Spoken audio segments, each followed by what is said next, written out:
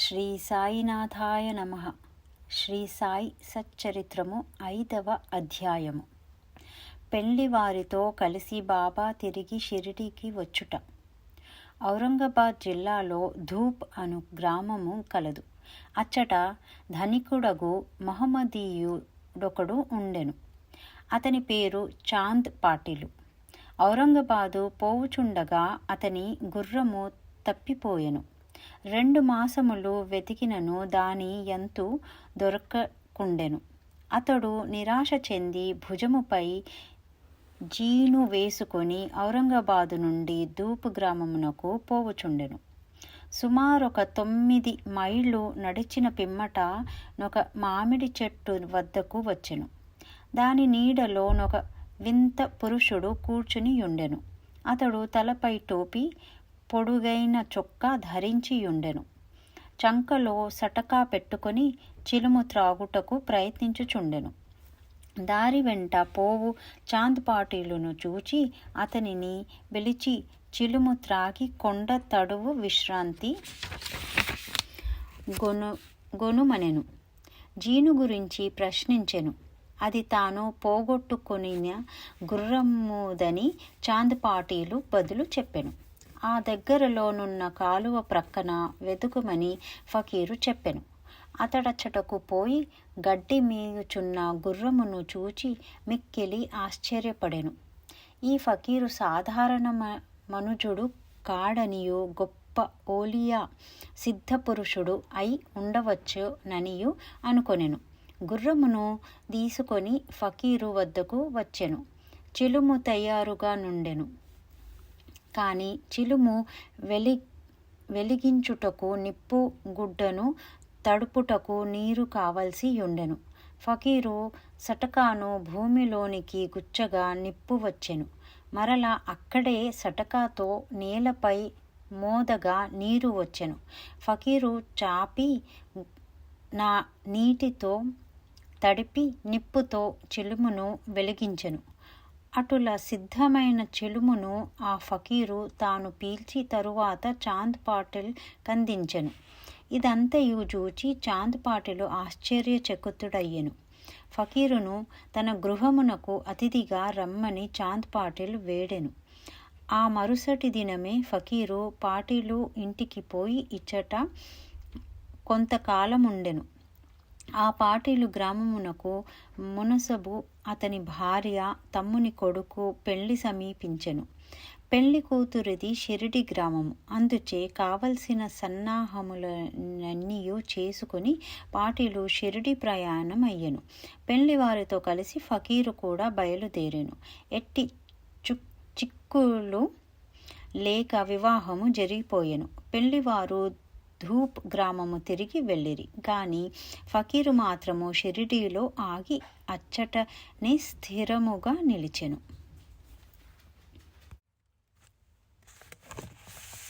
ఫకీరుకు సాయి నామమెట్లు వచ్చెను. పెళ్లివారు షిరిడీ చేరగనే ఖండోబా మందిరమునకు సమీపమున నున్న భక్త మహల్సాపతి గారి పొలములో నున్న మర్రి చెట్టు క్రింద బస చేసిరి.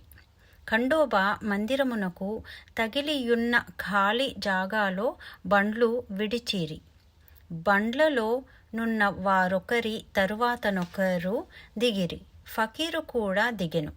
బండి దిగుచున్న యువ ఫకీరును చూచి భక్త మహల్స్థాపతి రండి సాయి అని స్వాగతించెను. తక్కిన వారు కూడా ఆయనను సాయి అని పిలువనారంభించిరి. అది మొదలు వారు సాయిబాబాగా ప్రఖ్యాతులయ్యిరి. ఇతర యోగులతో సహవాసము. సాయిబాబా షిరిడీలోనొక మసీదులో నివాసమేర్పరచుకొనిరి. బాబా షిరిడి రాక పూర్వమే దేవీదాసు అను యోగి షిరిడీలో ఎన్నో సంవత్సరముల నుండి నివసించుచుండెను. బాబా అతనితో సాంగత్యమున కిష్టపడెను.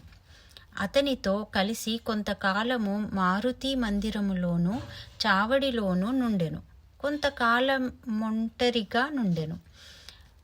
అంతలో జానకిదాసు గోసావి అను నింకొక యోగి అచ్చటకు వచ్చెను.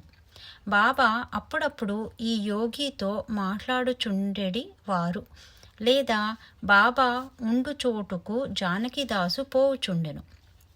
అటులనే పుణతాంబే నుండి ఒక వైశ్యయోగి షిరిడి వచ్చుచుండేవాడు. ఆయన గృహస్థుడు, పేరు గంగాగిరి.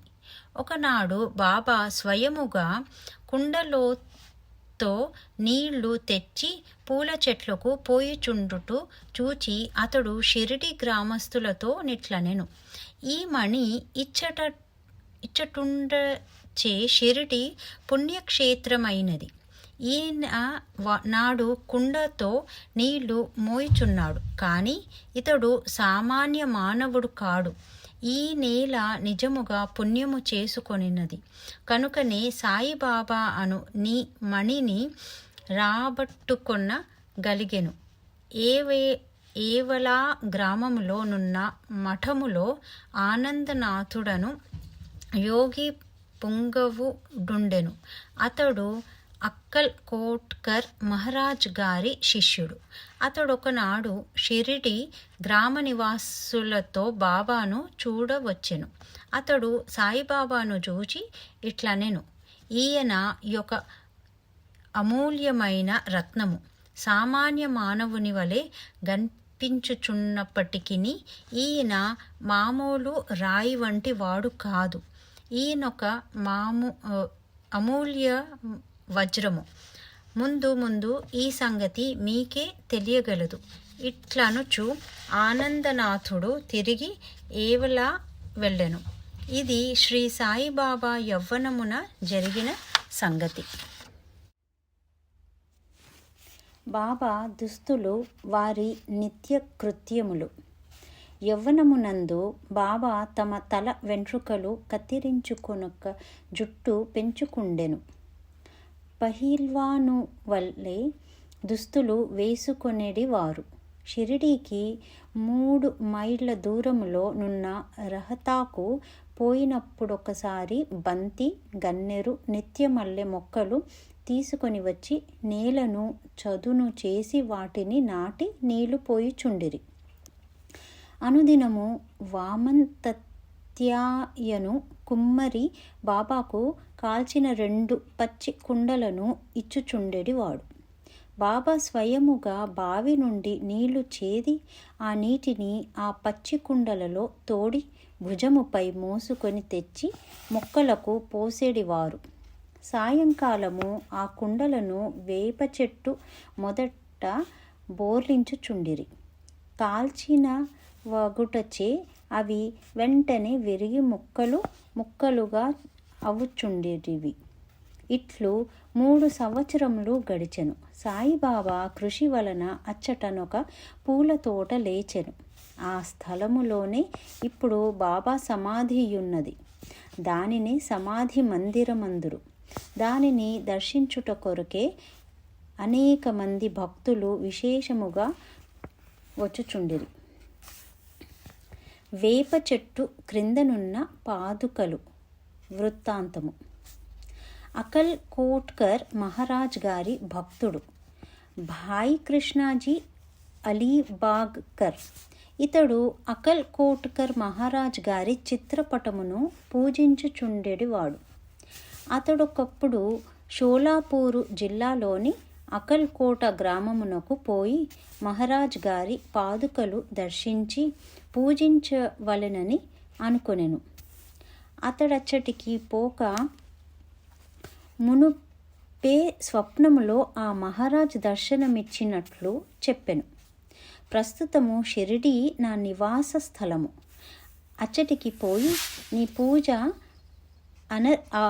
అనర్పింపుము. అందుచే అక్కల్కోట్ పోవలెనను తన నిర్ణయమును మార్చుకొని భాయ్ కృష్ణాజీ షిరిడి చేరి బాబాను పూజించి అచ్చటనే 6 మాసములు ఆనందముతో గడిపెను. దీని జ్ఞాపకార్థం పాదుకలు చేయించి శ్రావణ మాసములోనొక శుభదినమున వేప చెట్టు క్రింద ప్రతిష్ఠ చేయించెను. ఇది 1834 సంవత్సరం శ్రావణ మాసములో అనగా కీర్తిశేషులు 1912లో జరిగెను. దాదా కేల్కర్ ఉపాసని బాబా అనువారు పూజను శాస్త్రోక్తముగా జరిపిరి. దీక్షిత్ అను బ్రాహ్మణుడు పాదుకలు నిత్య పూజకు నియమింపబడెను. దీనిని పర్యవేక్షించు బాధ్యత భక్త సగుణమేరు నాయక్న కప్పగించబడినది. ఈ కథ యొక్క పూర్తి వివరములు. ఠానే వాస్తవుడైన శ్రీ బివి దేవు బాబాకు గొప్ప భక్తుడు. వీరు మామూల్తారుగా పదవి విరమణ చేసిరి. వేప చెట్టు క్రింద ప్రతిష్ఠింపబడిన పాదుకలకు సంబంధించిన వివరములన్నీ సగుణ్ మేర్ నాయక్ మరియు గోవింద్ కమలాకర్ దీక్షితుల నుండి సేకరించి పాదుకల పూర్తి వృత్తాంతము శ్రీ సాయి లీల మాసపత్రిక 2వ సంపుటము మొదటి సంచిక 25వ పేజీలో నిరీతిగా ప్రచురించినారు. 1912వ సంవత్సరములో బొంబాయి నుండి డాక్టరు రామారావు కోఠారేయను నతడు షిరిడి వచ్చెను. వానితో బాటుగా అతని కంపౌండర్ను మరియు అతని మిత్రుడైన భాయ్ కృష్ణాజీ అలీబాగ్కర్ అను నతడును వెంట వచ్చిరి. షిరిడీలో వారు సగుణ్ మీర్ నాయకుకు జీకే దీక్షిత్కు సన్నిహితులయ్యిరి. అనేక విషయములు తమలో తాము చర్చించుకొనున్నప్పుడు సంభాషణవశాత్తు బాబా ప్రప్రథమమున షిరిడి ప్రవేశించిన వేప చెట్టు క్రింద తపస్సు చేసిన దాని జ్ఞాపకార్థము బాబా పాదుకలను రాతితో చెక్కించుటకు నిర్ణయించిరి. ఈ సంగతి డాక్టర్ రామారావు కోఠారేకు తెలిపినచో ఆయన చక్కని పాదుకలు చెక్కించెదరని భాయ్ కృష్ణాజీ మిత్రుడైన కంపౌండర్ సలహానిచ్చెను.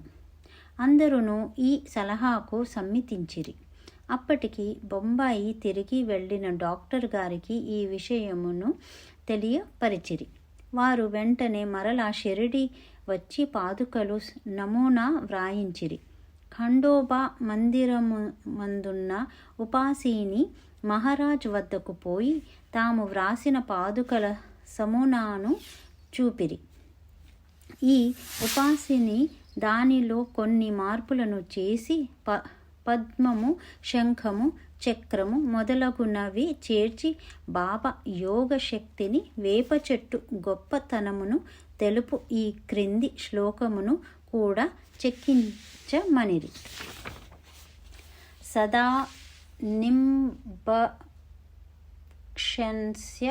మూలాధివాసాత్ సుధాస్రావీణం తిక్తమశ్య ప్రియం తం తరుం కల్పవృక్షాధికం సాధయంతం నమామీశ్వరం సద్గురుం సాయినాథం. ఉపాసని సలహాల నమోదించి పాదుకలు బొంబాయిలో చేయించి కంపౌండరు ద్వారా పంపిరి. శ్రావణ పౌర్ణమి నాడు స్థాపన చేయుమని బాబా ఆజ్ఞాపించెను. ఆనాడు 11 గంటలకి జీకే దీక్షిత్ తన శిరస్సుపై పాదుకలు పెట్టుకొని ఖండోబా మందిరము నుండి ద్వారకామాయికి ఉత్సవముతో వచ్చిరి. బాబా ఆ పాదుకలను స్పృశించి అవి భగవంతుని పాదుకలని అన్నిరి. వానిని వేప చెట్టు మూలమున ప్రతిష్ఠింపబడినని ఆదేశించెను. ఆ ముందు రోజు బొంబాయి నుండి వాస్తా సేట్ అను పార్సీ భక్తుడొకడు మనీ ఆర్డర్ ద్వారా 25 రూపాయలు పంపియుండెను. బాబా ఆ పైకము పాదుకా ప్రతిష్టకు ఖర్చు నిమిత్తమిచ్చెను. మొత్తము 100 రూపాయలు ఖర్చయినవి. అందులో 75 రూపాయలు చందాల ద్వారా వసూలు చేసిరి. మొదటి 5 సంవత్సరములు జీకే దీక్షిత్ ఈ పాదుకలకు పూజ చేసెను. తరువాత లక్ష్మణ్ కచ్చేశ్వర్, జాఖడే అను బ్రాహ్మణుడు నామ పూజారి పూజ చేయుచుండెను. మొదటి 5 సంవత్సరములు నెలకు 2 రూపాయల చొప్పున డాక్టర్ కొఠారే దీపపు ఖర్చు నిమిత్తము పంపుచుండెను. పాదుకల చుట్టూ కంచె కూడా పంపెను. ఈ కంచెయు పై కప్పును కోపర్గాం స్టేషన్ నుండి షిరిడి తెచ్చుటకు 780 ఖర్చు సగున్ మేర్ నాయక్ ఇచ్చెను. ప్రస్తుతము జాఖడే పూజ చేయుచున్నాడు. సగుణుడు నైవేద్యమును దీపమును పెట్టుచున్నాడు. మొట్టమొదట భాయ్ కృష్ణాజీ అకల్కోట్కర్ మహారాజ్ భక్తుడు. 1912వ సంవత్సరములో వేప చెట్టు క్రింద పాదుకలు స్థాపించునప్పుడు అకల్కోట్కు పోవచ్చు మార్గమధ్యమున షిరిడి యందు దిగెను. బాబా దర్శనము చేసిన తరువాత అకల్కోట్ గ్రామమునకు పోవలెననుకొని బాబా వద్దకేగి అనుమతి నిమ్మనెను. బాబా ఇట్లనెను, అకల్కోట్లో నీమున్నది, అక్కడేలా పోయెదవు? అక్కడుండే మహారాజ్ ప్రస్తుతం ఇక్కడనే ఉన్నారు, వారే నేను. ఇది విని భాయ్ కృష్ణాజీ అకల్కోట్ వెళ్ళుట మానుకొనెను. పాదుకల స్థాపన తరువాత అనేక పర్యాయములు షిరిడి యాత్ర చేసెను. హేమాడ్ పంతునకి వివరములు తెలిసియుండవు. తెలిసియున్నచో సచ్చరిత్రలో వ్రాయుట మానియుండరు. మొహియుద్దీన్ తంబోళితో కుస్తీ. జీవితంలో మార్పు. షిరిడి గ్రామములో కుస్తీలు పట్టుట వాడుక. అచ్చట మొహియుద్దీన్ తంబోళి అనువాడు తరచుగా కుస్తీలు పట్టుచుండేటివాడు. వానికి బాబాకు ఒక విషయములో భేదాభిప్రాయము వచ్చి కుస్తీ పట్టిరి. అందులో బాబా ఓడిపోయెను. అప్పటి నుండి బాబాకు విరక్తి కలిగి తన దుస్తులను నివసించు రీతిని మార్చుకొనెను. లంగోటి బిగించుకొని ఫకీరులు ధరించు పొడవాటి చొక్కాని తొడిగి కొని నెత్తిపైన గుడ్డ కట్టుకునేవారు. ఒక గోనె ముక్కపై కూర్చునేవారు. చింకి గుడ్డలతో సంతుష్టి చెందేడివారు. రాజ్యభోగము కంటే దారిద్ర్యమే మేలని అనేడివారు. పేదవారికి భగవంతుడు స్నేహితుడనేవారు. గంగాగీరుకు కూడా కుస్తీలయందు ప్రేమ. ఒకనాడు కుస్తీ పట్టుచుండగా అతనికి వైరాగ్యము కలిగెను. అదే సమయములో దేహమును దమించి దేవుని సహవాసము చేయుమని ఒక అశరీరవాణి అతనికి వినిపించెను. అప్పటి నుండి గంగాగీరు సంసారము విడిచెను. ఆత్మ సాక్షాత్కారము కొరకు పాటుపడెను. తాంబే దగ్గర నది ఒడ్డున ఒక మఠమును స్థాపించి తన శిష్యులతో నివసించుచుండెను. సాయిబాబా జనులతో కలిసి మెలిసి తిరిగేడివారు కారు. ఎవరితోనూ తమంతట తాము మాట్లాడేది వారు కారు. ఎవరైనా ఏదైనా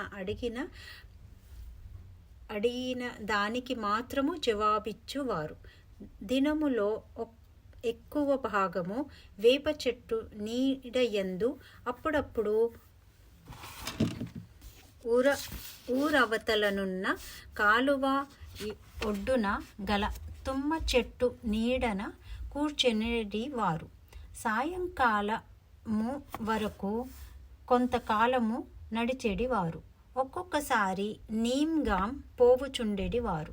నీమ్గాంలో బాబాసాహెబ్ త్రయంబక్ జీ డేంగ్లే అను అతని ఇంటికి తరచుగా పోవువారు. బాబాసాహెబ్ డేంగ్లే యందు సాయిబాబాకు మిక్కిలి ప్రేమ. అతని తమ్ముని పేరు నానాసాహెబు. అతడు 2 వివాహములు చేసుకొనను. సంతానము కలుగలేదు. బాబాసాహెబు డేంగ్లే తన సోదరుని సాయిబాబా వద్దకు పంపెను. బాబా అనుగ్రహముచే నానాసాహెబుకు పుత్ర సంతానము కలిగెను. అప్పటి నుండి బాబాను దర్శించుటకు ప్రజల తండోపతండములుగా రాసాగిరి. వారి కీర్తి అంతటను వెల్లడి అయ్యెను. అహ్మద్ నగర్ వరకు వ్యాపించెను. అక్కడి నుండి నానాసాహెబు, చాందోర్కర్, కేశవ్, చిదంబర్ మొదలగు గల అనేక మంది షిరిడీకి వచ్చుట ప్రారంభించిరి. దినమంతయు బాబాను భక్తులు చుట్టియుండెడి వారు. రాత్రులందు బాబా పాడుపడిన పాత మసీదు నందు శయనించుచుండెను. పొగ పీల్చుకొను చిలిం గొట్టము, కొంత పొగాకు, ఒక రేకు డబ్బా, కఫ్ని, తలగుడ్డ ఎల్లప్పుడూ దగ్గర నుంచుకొను సటక మాత్రమే అప్పటిలో ఆయనకున్న సామానులు. తలపైనొక గుడ్డను చుట్టి దాని అంచులను జడవలె మెలిబెట్టి ముడివేసి ఎడమ చెవి వైపు నుంచి వెనుకకు వ్రేలాడునట్లు వేసుకొనువారు. తమ దుస్తులను వారముల తరబడి ఉతకకుండా నుంచువారు. చెప్పులను తొడిగేవారు కారు.